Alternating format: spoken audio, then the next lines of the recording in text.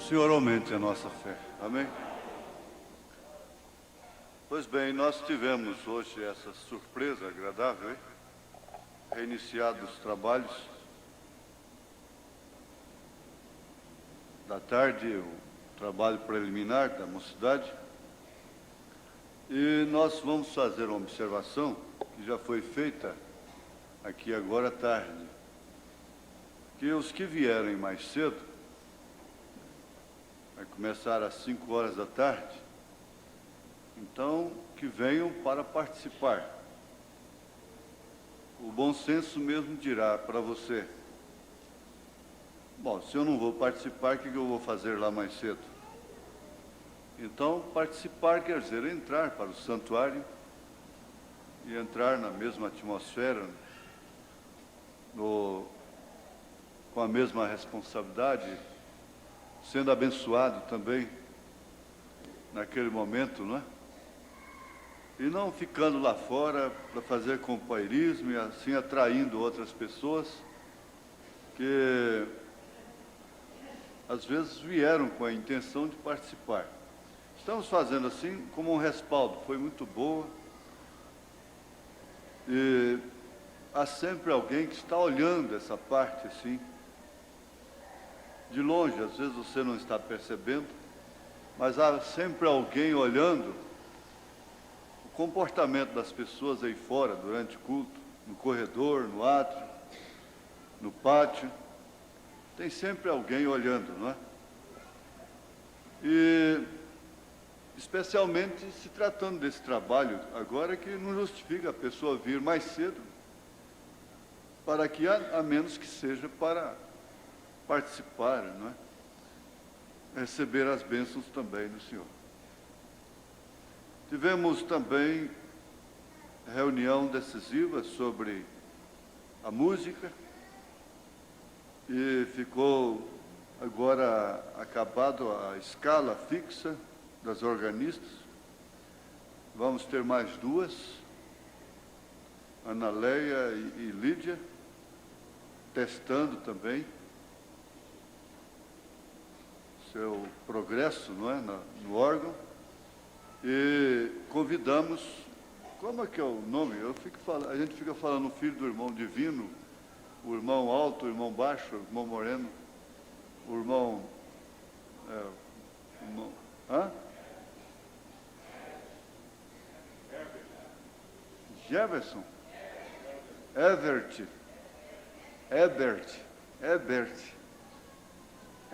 qual é a mocinha que sabe o nome dele?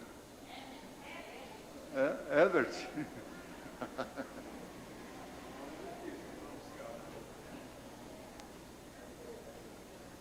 Eu perguntei qual é a mocinha que sabe o nome dele. Ebert de quê? Hã? Herbert. Bom, essa é a mãe, pronto, aí acabou a história, né? Herbert Monteiro Silva. Então ele foi convidado para cuidar do violão, tomar conta do violão, né? Eu conversei com o seu pai antes, e um diácono já veio me parabenizar por isso, depois da escola. Está bem. E o órgão vai tocar na segunda-feira também,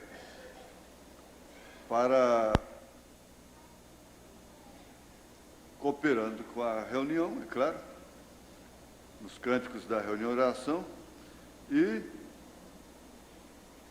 com isso dando treinamento também para elas, não é? E também na reunião preliminar, o órgão e o violão, com o Herbert, por enquanto. Quem sabe depois pode vir. Eu não gosto de guitarra, quer dizer, eu sempre tive guitarra porque eu não posso fazer só o que eu gosto, né? Não é nada questão espiritual, é questão de gosto. Então, eu não posso sujeitar todo mundo somente ao meu gosto, não é? Mas eu não sei se as guitarras, o contrabaixo, a guitarra voltará. Se tiver que voltar, vai voltar. Só que vamos voltar aí já de uma maneira mais diferente, não é, um pouco.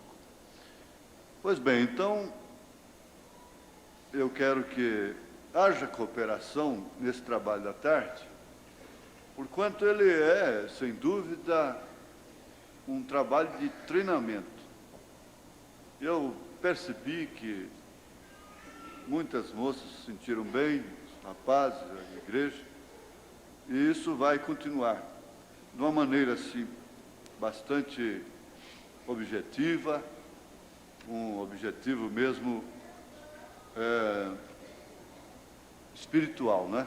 Treinamento de pregadores e também esses evangelistas voluntários aí poderão participar, mas sem nenhuma complicação daquelas que nós temos costume dos anos, né? Dos tempos, que vem os tempos todos, né? Não pode misturar isso com esse trabalho. Estamos em conexão telefônica lá com Corumbá, Mato Grosso do Sul.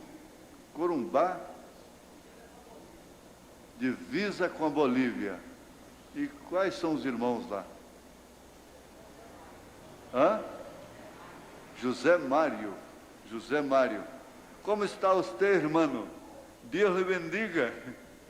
Com suas grandes bendições. Ele chamou os irmãos da Bolívia para estar nessa reunião. Pois bem, Deus abençoe, Deus bendiga os irmãos da Bolívia, né? Amém? Amém. Muito bem, glória a Deus. Essa ciência é muito boa quando usada, não é? Ela é muito boa.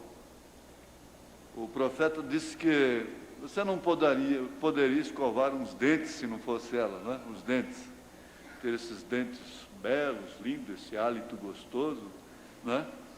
Mas a gente escovava com folha de goiaba, sem química nenhuma, e outro com um pedaço de fumo,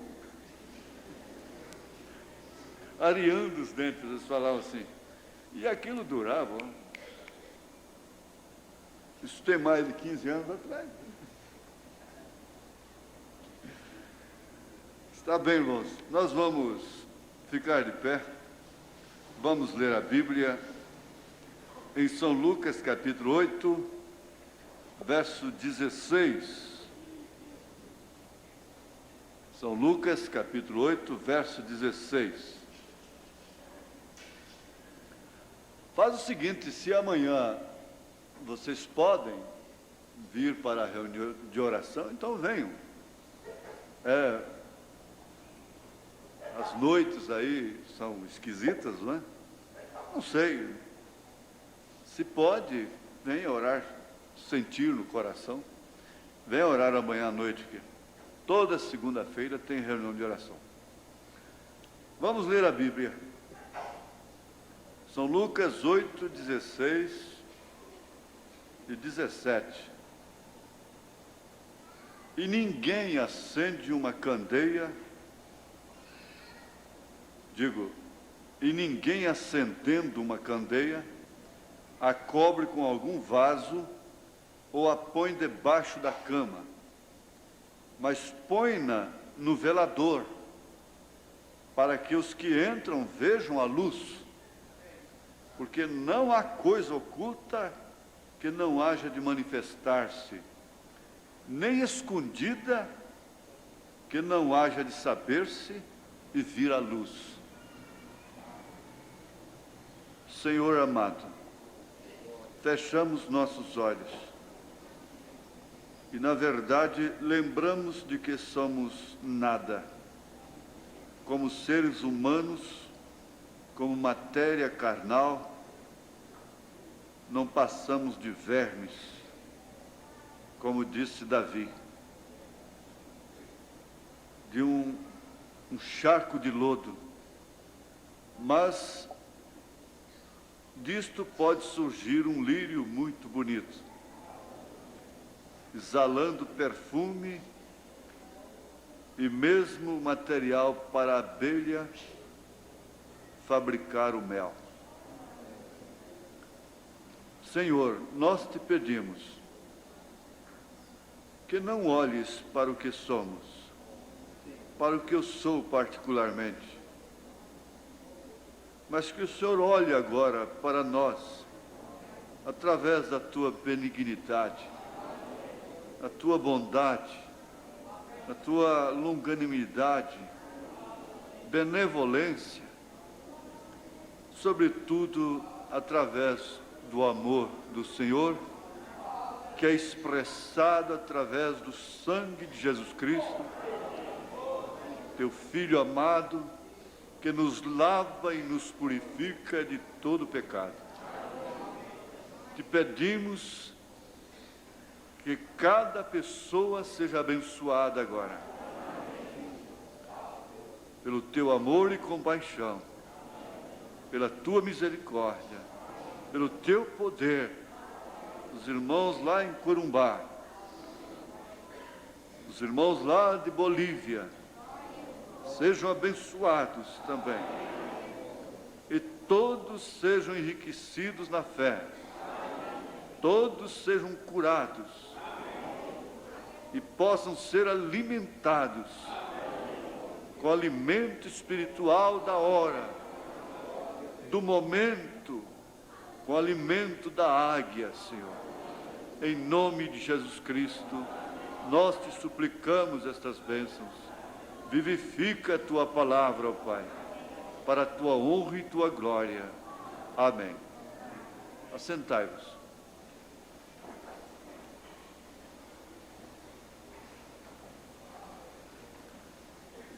Uma coisa sempre consola o pregador, muito especialmente ao pastor ou ao homem que recebe cargas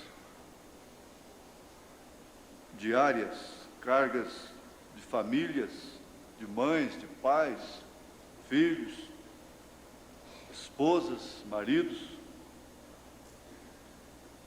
É quando frequentemente ressoa as Escrituras na sua vida, lá dentro do seu âmago, dizendo: médico, cura-te a ti mesmo. Quando ressoa, vem a lembrança não mental,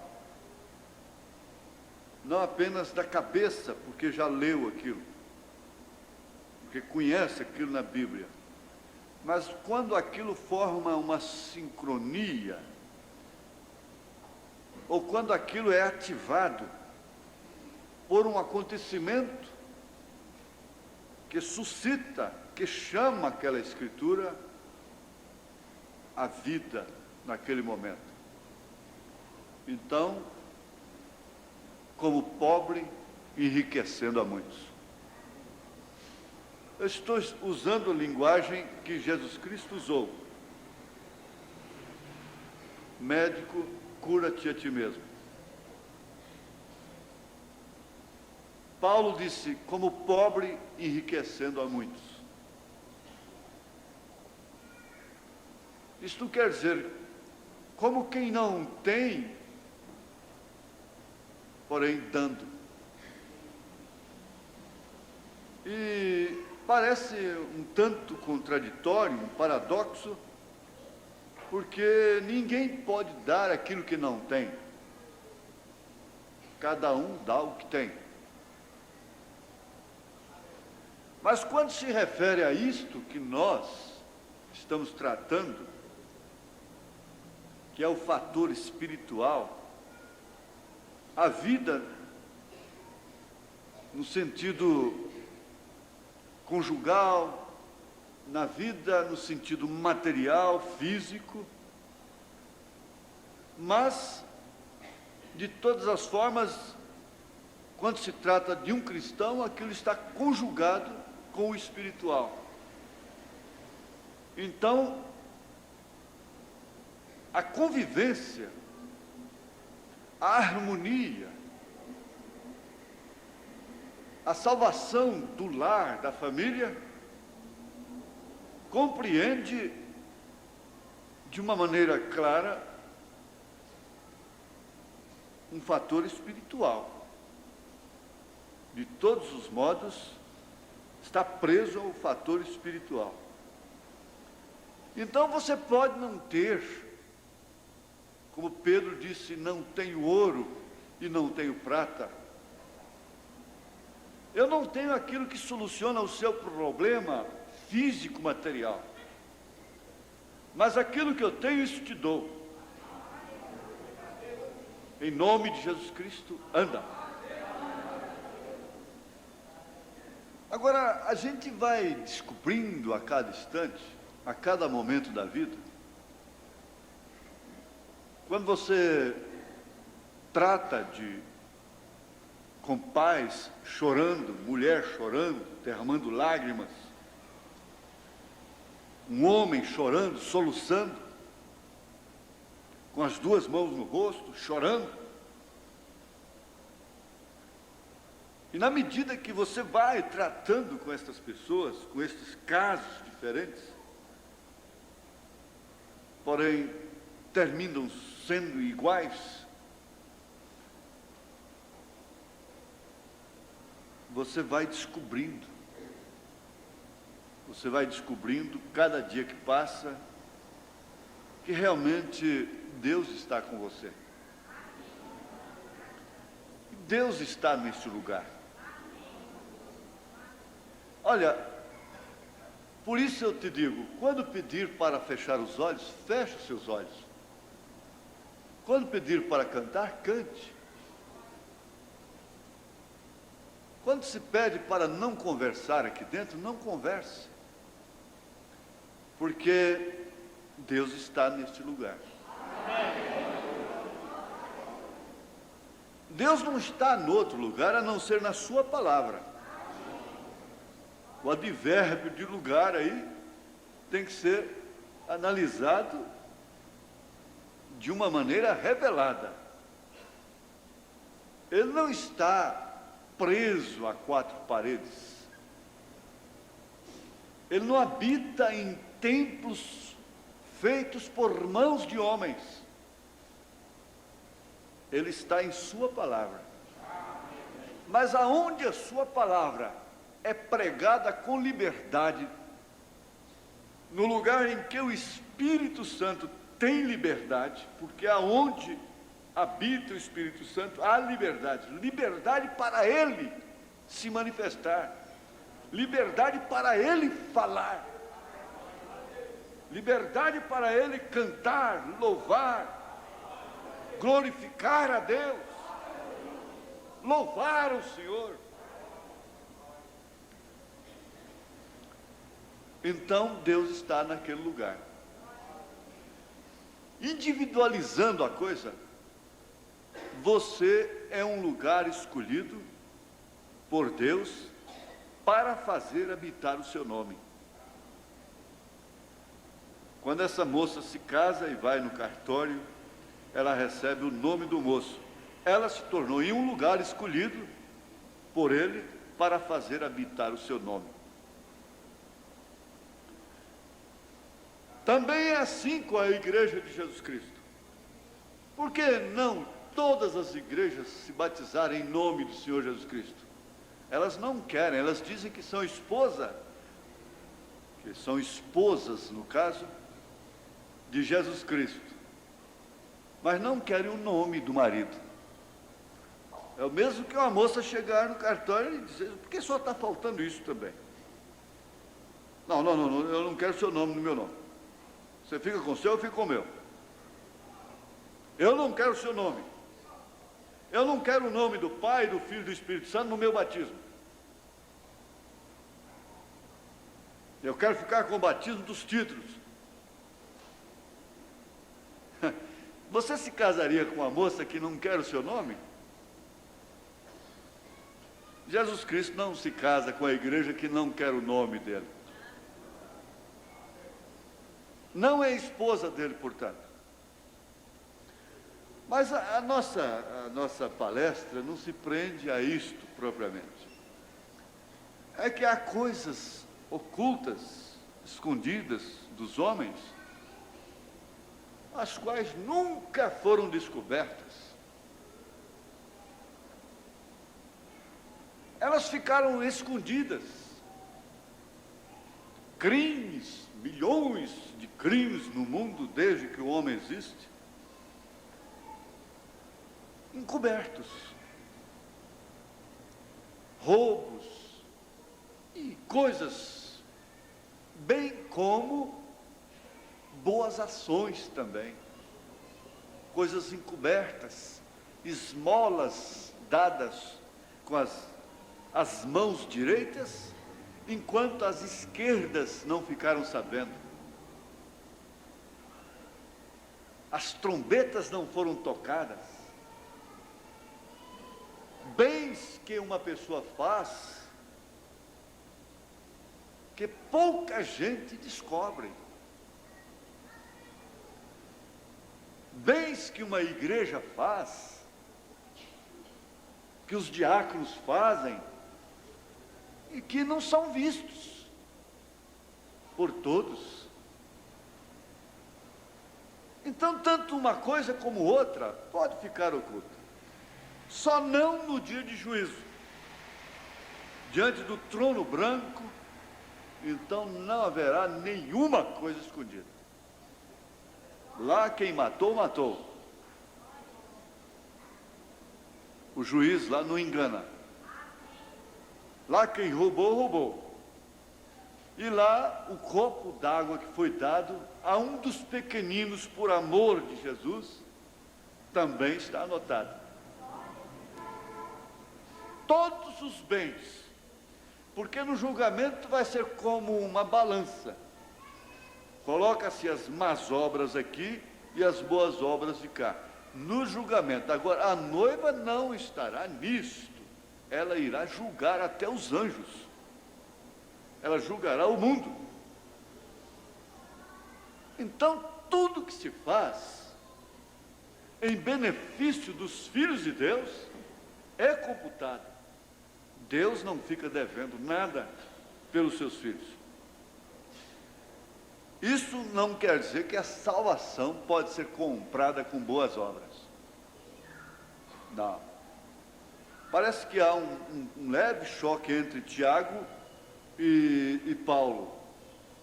Mas não houve. Quem já estudou a mensagem fé é obra expressada, entende melhor isto. Agora, o que eu quero dizer mesmo, diretamente, objetivamente sobre isso, é que não se pode esconder nada que tenha vida. Não se pode esconder nada que tenha vida. Você quer uma coisa mais oculta, mais escondida dos olhos naturais, do que um grão de milho que é enterrado na terra, que é posto ali na terra e coberto, e ninguém está vendo nada, mas ele levou em si o germe da vida. Se tivessem tirado o germe da vida, então não importa quão belo ele seja, quão formoso ele seja, ele ficará lá, apodrecerá, ficará oculto, nunca se manifestará. Mas se tiver vida, logo o brotinho rebenta. O broto brota. Não pôde, esteve realmente encoberto, mas logo se manifestou, porque havia vida ali. E você não pode cobrir nada que tenha vida. E aquele pé de milho cresce. E aquela vida que estava no grão volta para as espigas, multiplicadamente. Você já compreendeu? Pois bem, tendo vida não fica oculto, porque brota. Agora você quer ver uma coisa mais oculta, mais escondida do que o gens que está nos lombos do Pai?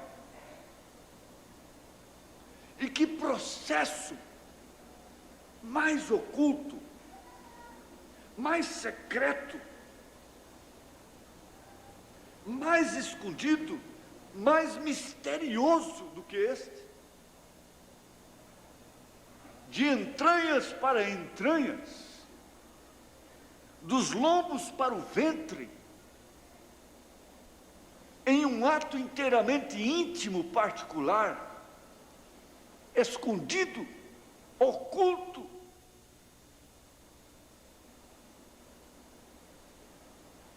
Mas passa-se o tempo, passam-se os meses, e aquilo que esteve tão oculto, esteve tão escondido, esteve num processo tão complexo para o ser humano, saiu dos lombos do pai, passou para o ventre da mãe e não ficou oculto, veio à luz. Por isso se diz, deu a luz, saiu da escuridão, saiu do oculto, saiu do escondido e se manifestou.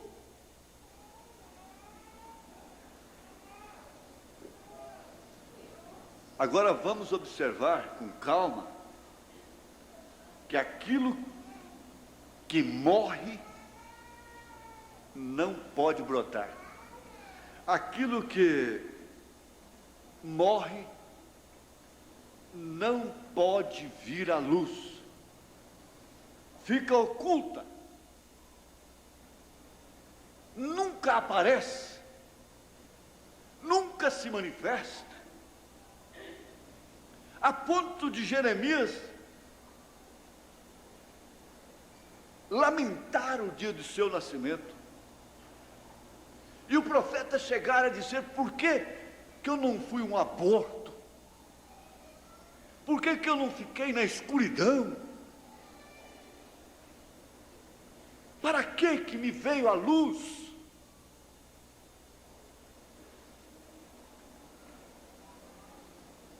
Daí então, irmãos, um homem com experiência,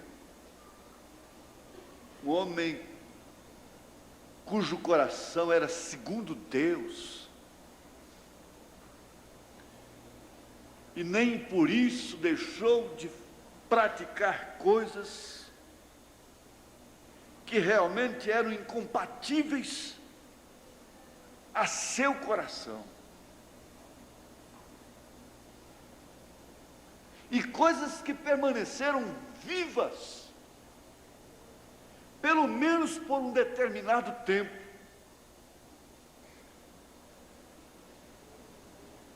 Quando ele pensou que elas estavam ocultas, o profeta de Deus, representando o Espírito Santo, veio e trouxe aquilo à luz, dizendo para ele, esse homem é você. Esse homem com a experiência de um homem que ouviu da boca de Deus, certamente não morrerás. Seja qual for o mais vil pecador que esteja me ouvindo, a mais vil e baixa pecadora,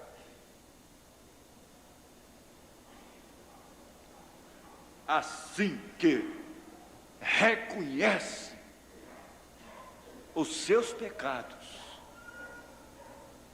e põe fé viva, vida, viva, vida, viva, vida, vida viva, no sangue de Jesus Cristo. Então esses pecados morrem. Morrem. E aí então ele vem e parece que surge assim, por debaixo de uma sombra, uma coisa que causava uma sombra muito grande sobre ele, e ele põe o rosto de fora, encara a luz, o sol brilhante, e diz: bem-aventurado aquele cuja transgressão é perdoada e cujo pecado é coberto. Bem-aventurado o homem a quem o Senhor não imputa maldade e em cujo espírito não há engano.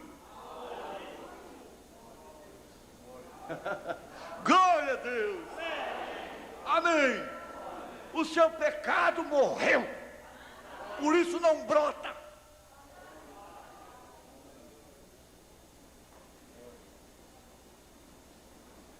Agora, alguém disse: eu estou cansado de ouvir essa historinha de Maria Madalena, de cego de Jericó. Mas Jesus disse uma coisa muito profunda. Quando Maria banhou-lhe os pés com suas lágrimas, enxugou-los com seus cabelos, ele disse: todas as vezes que o evangelho for pregado, isso que ela fez será lembrado. Sabe por quê?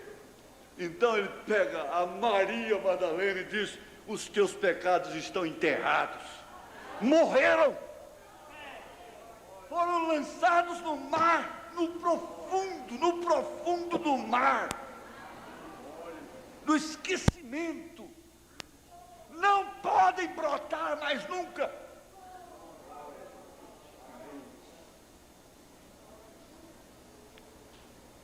Ela não tem pecado.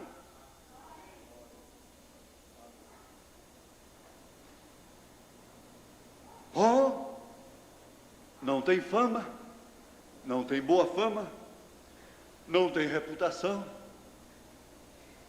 não tem uma boa posição na igreja, na sociedade, na sinagoga, entre as madames, não tem nada disso. Está bem, não tem posição, não tem marido, não tem nada que possa lhe valorizar. Mas que tal naquele dia ser constatado que realmente ela não teve nada aqui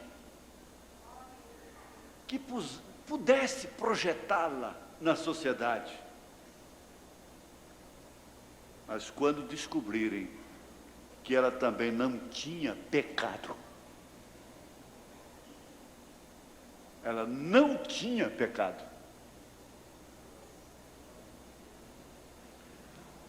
quando a Bíblia fala de Davi no Novo Testamento, ele não tem pecado.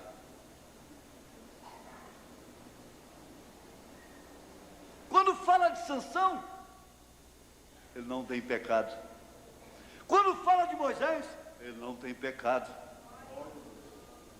E assim por diante. Quando ela fala de você, você não tem pecado.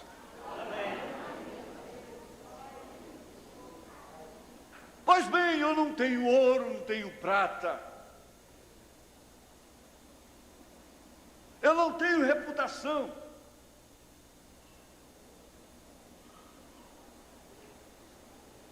mas também não tenho pecado. Aleluia! Você não tem pecado. Mas como que pode isso? Eu não tenho pecado? Não, você não tem pecado. Não é seu.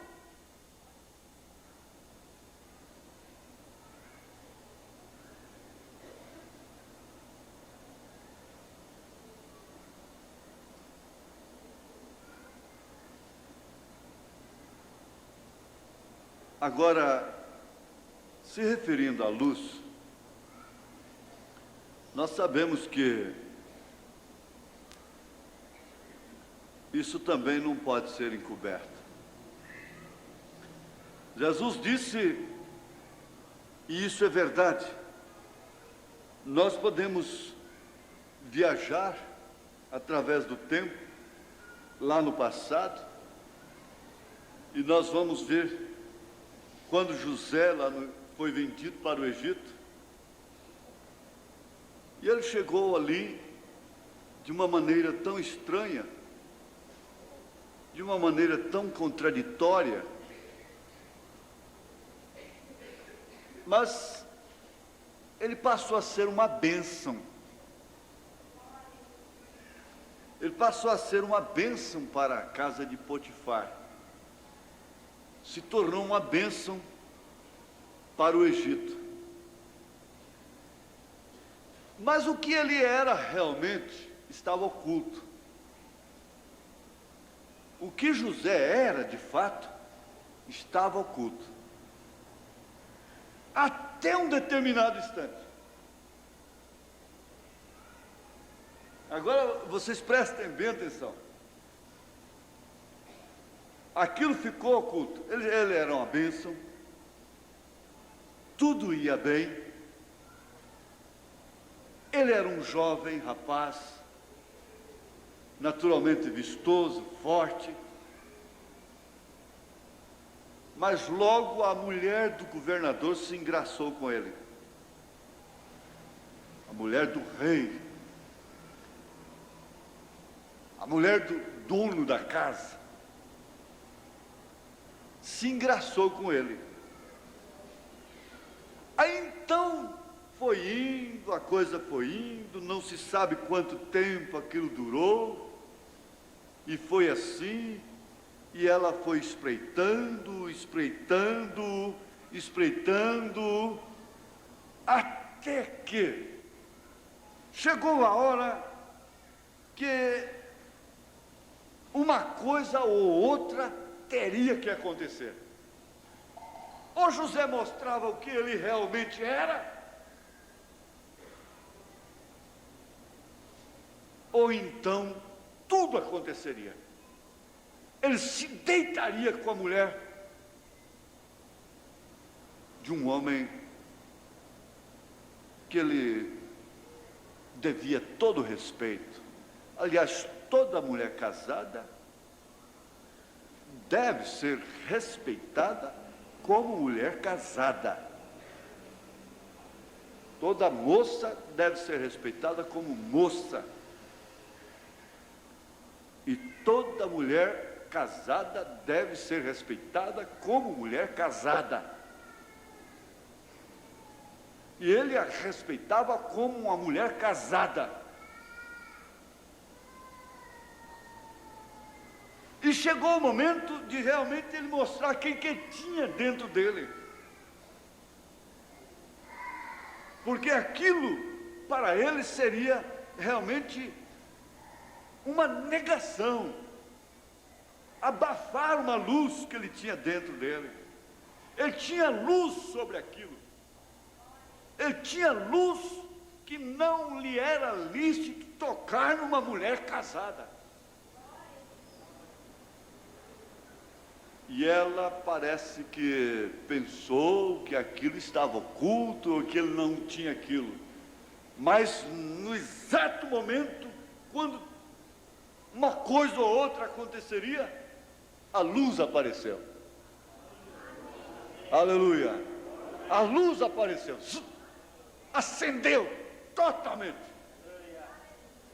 Largou até o seu casaco para lá. Ela não segurou, ele largou, soltou. E aquilo levou para o calabouço, para a escuridão. Mas a luz não saiu dele. Como pode-se pôr uma luz debaixo do velador? Não há nada oculto que não seja manifestado. Onde pôr este homem, ele brilha. Se põe lá em cima, ele brilha. Se põe lá embaixo, ele brilha. E quanto mais escuro, mais brilha a luz.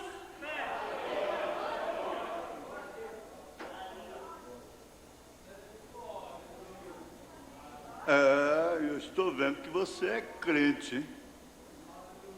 Você é crente? Eu sou crente. Quem te falou?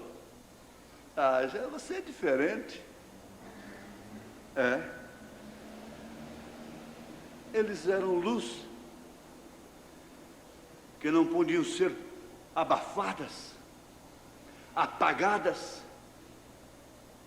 pelo poder de uma mulher ímpia.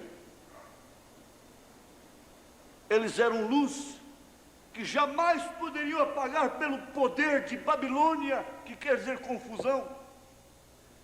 Deus não tem medo de deixar seus filhos descerem às escuridões, à escuridão. Deus não tem medo de perder nenhum de seus filhos. Deus não tem medo de perder uma filha dele. Deus não tem medo. Deus não sabe o que é medo. Eu não sei, eu tenho medo de perder esse menino. Ele está com 12 anos de idade. Quer saber? Olha, eu não vou deixar essa profecia se cumprir, não. Eu não vou deixar o meu Daniel, o meu Sadraque, Misaque, Abdenego irem para Sodoma ou para Babilônia. Não, eu tenho medo de perdê-los. Não. Pode ir com 12 anos de idade. Vai. E quem não for está sob maldição. Quem não se sujeitar ao cumprimento das profecias está sob maldição. Quem não entende que o tempo é de guerra e de rumores de guerras, de nação contra nação, e reino contra reino, pai contra filho, filho contra pai, que é tempo do amor esfriar, está cego, não enxerga. Como disse São Pedro. Então, vá, meu filho, pode ir. Vá. E lá eles fizeram tudo que puderam. Usaram de todas as astúcias para ver se apagavam aquela luz, para ver se tiravam aquele espírito de oração que Daniel tinha. Espreitaram-no, investigaram a sua vida e então descobriram: vamos pegá-lo. Ele ora todos os dias. Ele sabia o que significava orar, olhando lá para a banda do templo que estava em Jerusalém. Ele conhecia os pontos cardeais. E ele sabia que olhando por aquela janela, naquela direção, ele estava olhando para o templo. Irmãos, e eles pegaram o rapaz, justamente ali. Foi justamente ali. Pegaram-no justamente onde ele era mais forte. Foram justamente onde ele sustentava a sua alma, onde ele sustentava o seu espírito, e conseguiram um decreto do rei que ninguém pudesse orar a outro Deus mais, procurando abafar, apagar aquela luz, aquele amor que ele tinha por Deus, aquela confiança que ele tinha por dentro em Deus. E eles queriam apagar aquilo. Mas aquilo tinha vida. Não tinha jeito. Então conseguiram um decreto que ninguém podia orar a outro Deus. Conseguiram. E apanharam Daniel. Disseram, agora sim, nós vamos apagar essa luz. E pegaram a candeia, através do decreto, porque Daniel era uma candeia. Era essa candeia que Jesus está falando. E jogaram dentro de uma cova de leões. Chegaram lá, abriram a cova e jogaram a luz lá dentro. E os leões ficaram encandeados. Ficaram cegos. Ficaram mansinhos. Ficaram amigos de Daniel. No outro dia o rei olhou lá de cima, a luz estava brilhando lá embaixo.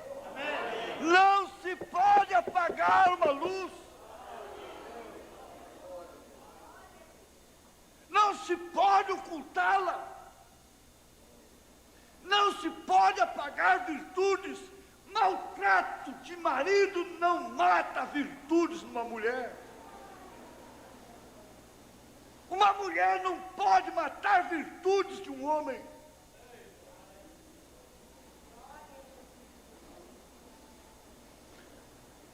Ali mesmo no escritório, aqui, ó, vizinho, eu tenho encontrado isso. Agora há pouco, de sexta-feira para cá, hoje de manhã, já recebi uma recompensa, que eu saí tarde daqui, mas saí sem fome, sem nenhuma fome.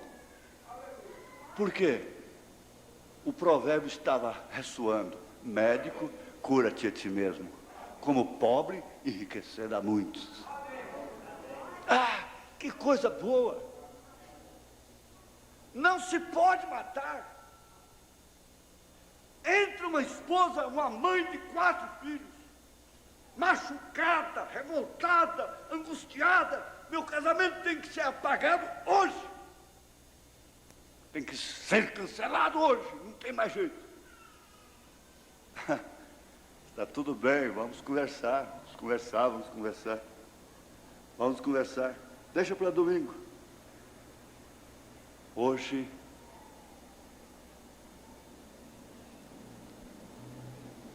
conversa particular com um, conversa particular com outro.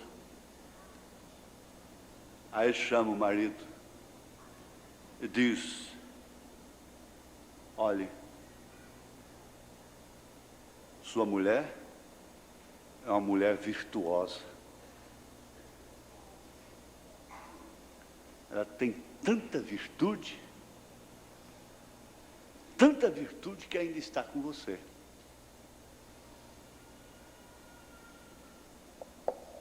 É muita virtude dela ainda estar com você.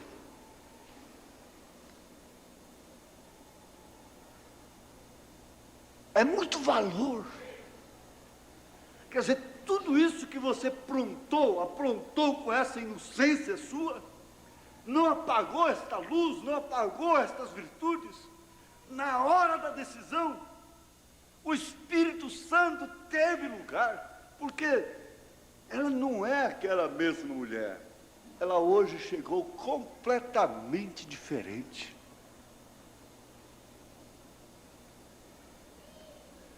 Aqueles valores estão dentro da pessoa, dentro daquilo que realmente ela é.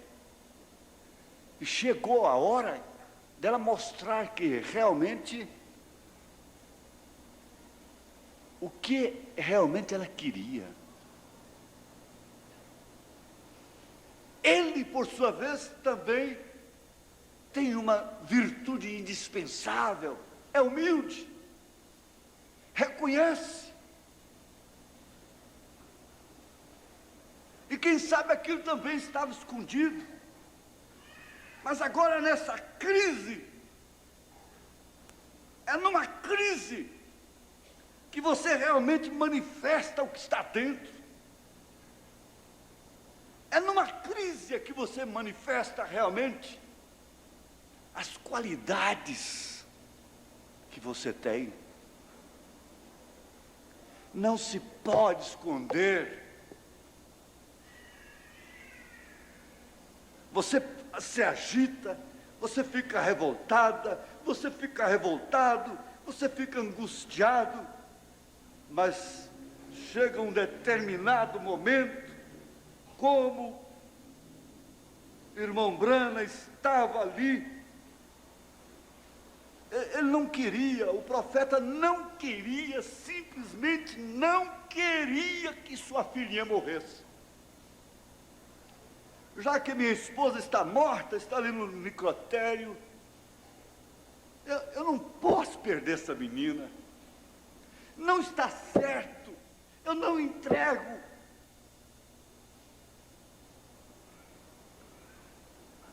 O pai morto há poucos dias, as flores ainda novas, frescas no sepulcro de seu irmão, a esposa no necrotério, a filha morrendo de meningite.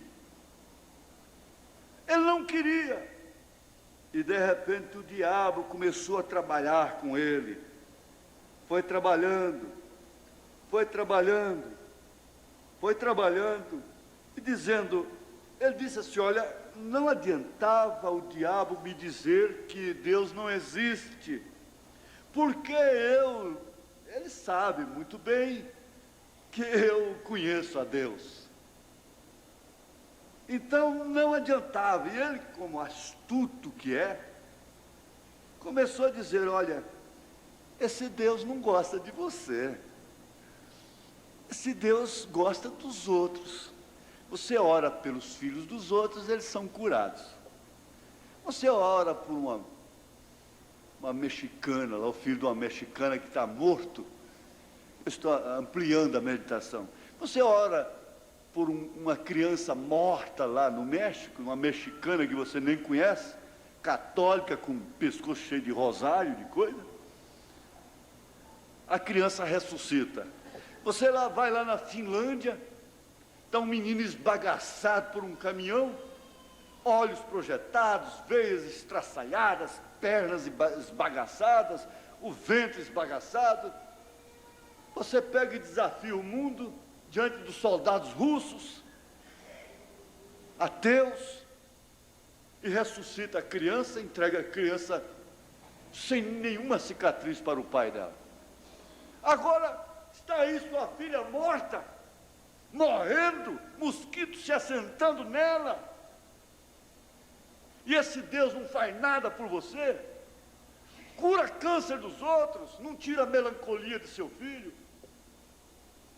cura os outros, não tira essa enxaqueca que você tem no seu estômago, que você sofre terrivelmente, cura os outros e não pode fazer nada por você, é a voz da razão.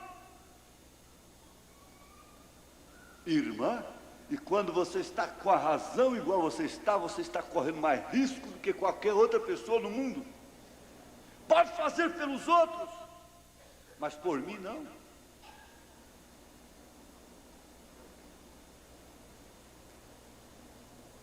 Sabe, irmão Brana começou a concordar com o diabo. Falou, sabe, isso tem sentido, tem razão, Deus não gosta de mim.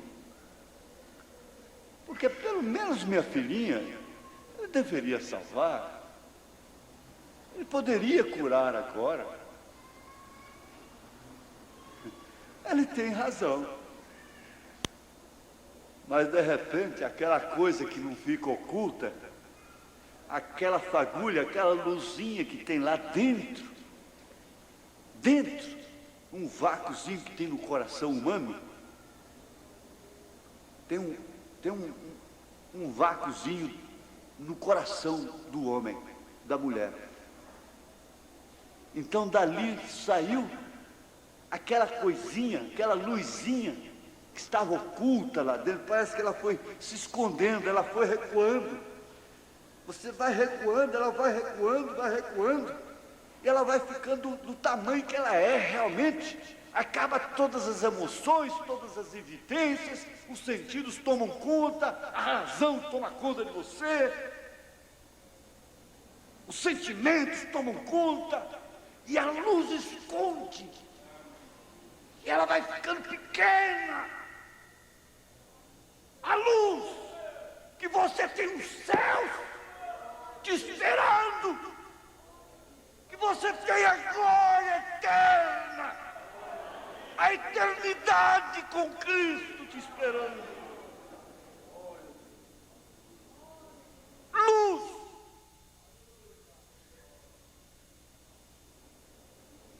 que você estará nas bodas do Cordeiro, que você estará no milênio.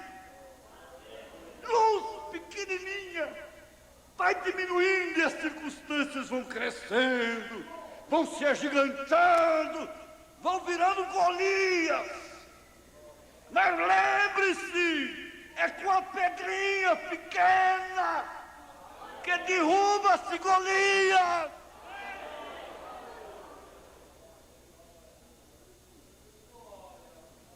Aleluia!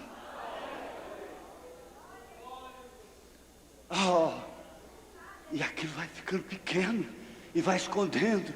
Ela é tímida e vai escondendo, vai e fica lá dentro do coração. Mas eu sou uma filha de Deus, mas Ele também é bom, e aquilo vai ficando lá dentro. Mas de repente, quem sabe alguém te ajuda. Um velho pastor machucado te ajuda, uma coisa assim. Abre uma clareirazinha. Ela diz: é isso mesmo que eu queria. Espera aí. Foi isso que aconteceu com o profeta. Ela botou a cabecinha de fora e falou assim: Satanás, Satanás. É quando você conversa com ele: Satanás, Deus deu, Deus tomou. Vai-te.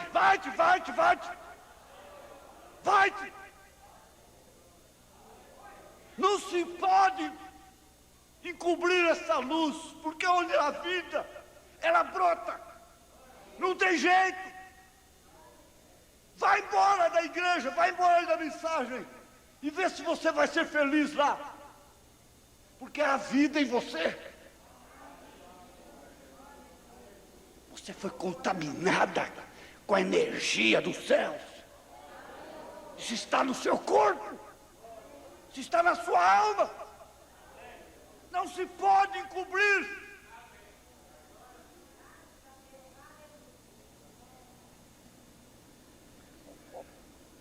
Aí é onde a pessoa muda o semblante.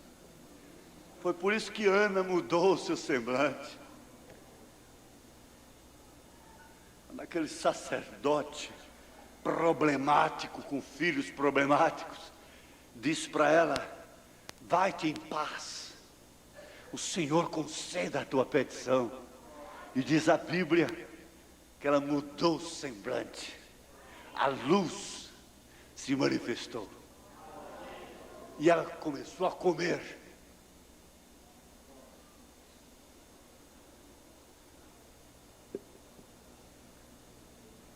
O amor não pode ser sufocado. Vejamos aqui, olhemos para cá todos. O amor não pode ser sufocado.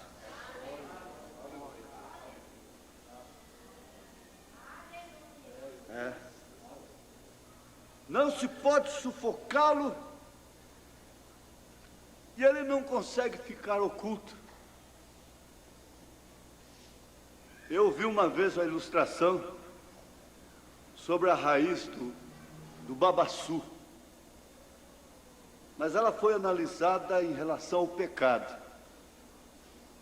E agora eu quero lembrar dela em relação ao amor,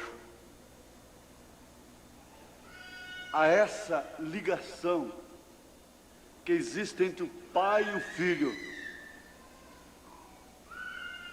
essa ligação que existe, como havia no filho pródigo com o seu pai. Então, você vai ali, corta aquele coqueiro, limpa tudo, põe fogo no terreno, bate o terreno, soca o terreno, faz o rancho. Está tudo certo. Ali você tem o seu rancho, onde estava um pé de babaçu, um coqueiro ali. Tudo bem. Não resta dúvida que tudo está normal, seu ranchinho de chão batido, tudo certo. Você varre todos os dias com aquela vassoura de palha, seu fogão caipira está ali. De repente você olha e está lá o broto babaçu lá dentro. Mas que coisa é essa? Você vai lá e corta, e bate, pega a mão de pilão, pum, pum, pum, pum, pum, pum, pum. Ingratidão, ingratidão, ingratidão, pum, pum, pum. Injustiça, injustiça, injustiça, pum, pum, pum, pum, bate lá. De repente ela põe a carinha de fora e fala: te amo. Bem, amor, amor, eu não posso viver sem você. Seu amor é sem vergonha. Aí lá mete a mão de pilão de novo, corta, pá, injustiça, ingratidão, que isso e mais aquilo, pá, bate lá, pá, pisa de cá, pisa de lá. Daí a pouco brota de novo: amor, bem, eu te amo.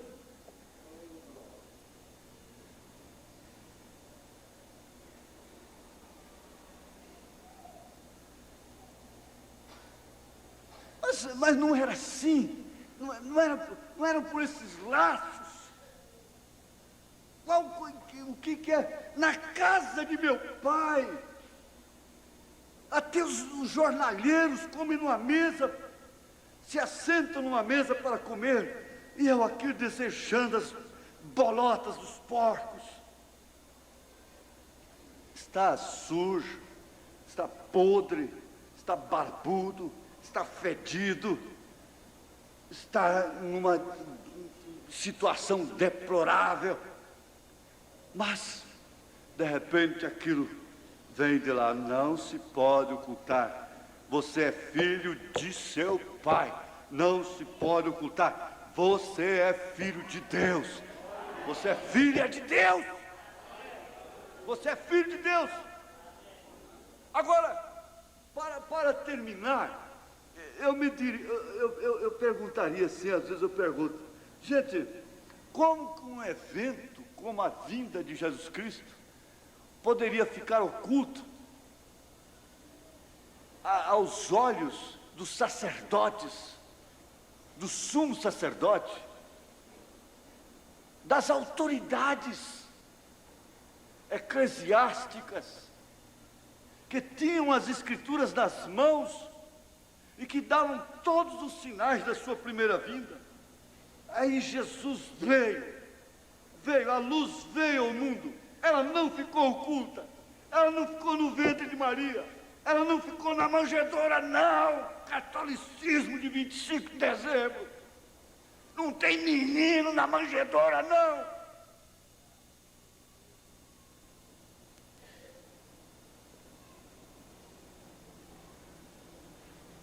Não tem nenhum menino Jesus, não.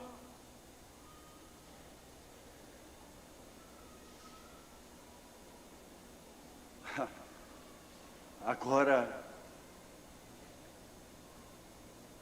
aquele filho diz: levantar-me-ei, e irei ter com meu pai, e dir-lhe-ei: Pai, pequei contra os céus e a terra, já não sou digno de ser chamado teu filho, mas me trate como um de teus jornaleiros. Seu pai não queria ouvir nem aquilo dele. O pai não lhe deu tempo para fazer isso. O pai não está cobrando. O pai não tem um confessionáriozinho de cá, que a mulher pecadora senta de lá, uma gradezinha, entre um homem de saia de cá e outro de lá. E o pai escuta aqueles pecados, aquela coisa toda, e diz: agora você paga uma penitência ali, e reza tantas rezas, e tanto Pai Nosso, Padre Nosso. Não! Sujo! Barbudo! Quando manifestou lá, você vê a luzinha lá, o meu paviozinho vem lá. Vem lá! Sujo, fedorento! Ele saiu e foi ao encontro dele. Foi ao encontro dele. Ele veio ao encontro nosso. E abraçou gostoso. Gostoso. Não deu tempo para ele falar nada, não. Tem gente que está cobrando essas coisas, cobrando. Deus não está cobrando isso, não. É uma manifestação simultânea que existe. É um broto, é um ressurgimento. Agora, na mensagem Estreita é a Porta, ele diz assim, parágrafo 70, nós temos o direito, esta manhã, igreja, de conhecer os segredos da vinda do Senhor. Bem-aventurados pacificadores, eles serão chamados filhos de Deus. Bem-aventurados os que têm fome e sede, eles serão fartos. Bem-aventurados limpos de coração, porque eles verão a Deus. Bem-aventurados mansos, porque eles herdarão a terra. Então, se a igreja do Deus vivo está para herdar a terra, não há segredos escondidos dela, não há nenhuma coisa oculta que não fora revelada para ela, mas nos dias da voz do sétimo anjo, quando tocar a sua trombeta, cumprir-se-á todo o segredo de Deus, toda a luz que estava encoberta, batismo em nome de Jesus Cristo, a unicidade de Deus. Não há nada oculto que não tenha sido revelado. Mas graças te dou, ó Pai, Senhor dos céus e da terra, porque escondeste essas coisas aos sábios entendidos e as revelaste aos pequeninos. Dá glória a Deus por isso. A luz veio a você. Ela não ficou escondida. Os 7 selos foram revelados. Não há nada oculto. Não se põe uma candeia debaixo do velador. Fiquemos de pé. Aleluia. Glória a Deus. Senhor amado, Tu sabes melhor do que qualquer um de nós o que se passa com a vida de cada um. A voz que fala dentro do coração da moça, da mulher, do homem, do moço, da criança. É muito fácil entender e conhecer a Tua voz quando se tem essa luz. Pode pôr um bebê entre 500 bebês e a sua mãe conhecerá qual é o choro do seu bebê. Pode-se colocar um bezerro entre mais 200 bezerros numa madrugada escura e ele encontrará a sua mãe, ela encontrará o seu filho. Aleluia. Muito mais é o Senhor com teus filhos. Teus filhos conhecem a tua voz. Quem tem essa centelha dentro sabe quando o Senhor está falando. Quando é o Senhor que está falando. Eu conheço esta voz. Fala, Senhor, porque o teu servo ouve. Doenças ocultas, enfermidades ocultas, demônios ocultos, vocês conhecem essa voz. Vocês conhecem a voz de Cristo, a voz de Deus. Saiam pelo nome de Jesus Cristo.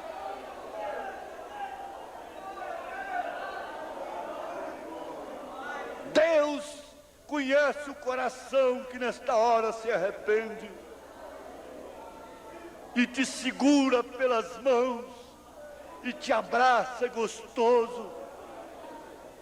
A luzinha saiu fora, passou por cima de todas as suas razões e falou mais alto do que todos os seus sentidos. Em nome de Jesus Cristo. Amém. Deus te abençoe. Abençoe um ao outro. E venha orar amanhã se puder.